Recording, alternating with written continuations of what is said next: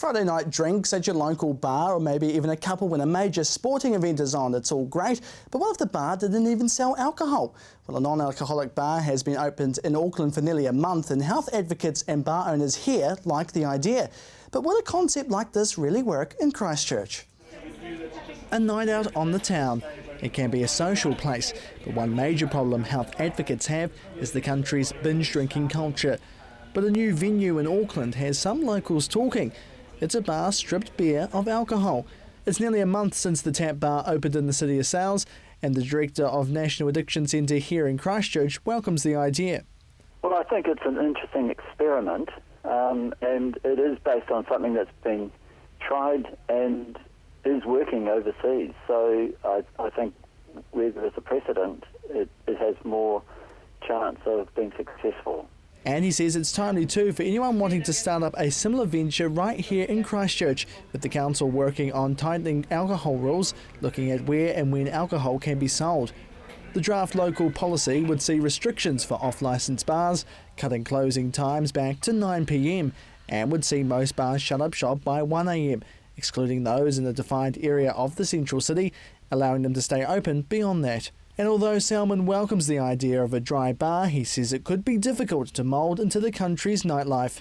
In New Zealand, very much got the idea that going out, having fun, requires drugs in order to have fun. There's a mantra in New Zealand: life can't be enjoyed without alcohol. And so an alcohol-free bar goes against the grain, it goes against the social norm. However, one Christchurch bar owner says she likes the idea. They're sort of becoming quite fashionable, I think, and I quite like the idea of it. I think a bar's all about hanging out with people and having a bit of a laugh, so why not? You know, you get vegetarian restaurants. She says it would come with its challenges though, especially in a city that's trying to rebuild itself.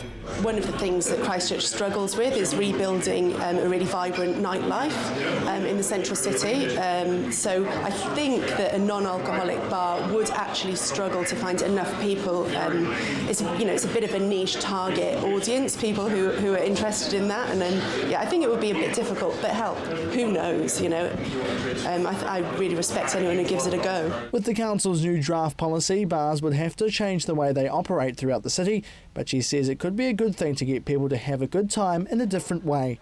I think that the message that comes out that you don't need to have alcohol to have a good time is awesome, and I totally get that and I agree with it. But for now, she believes the concept wouldn't work too well, though time would tell. Christchurch isn't the place to be really experimental at the moment. Maybe give it 5-10 years and we'll see. And Salmon agrees. I look forward to seeing how the experiment goes. So it's the status quo for punters here for now. Jared McCulloch, CTV News.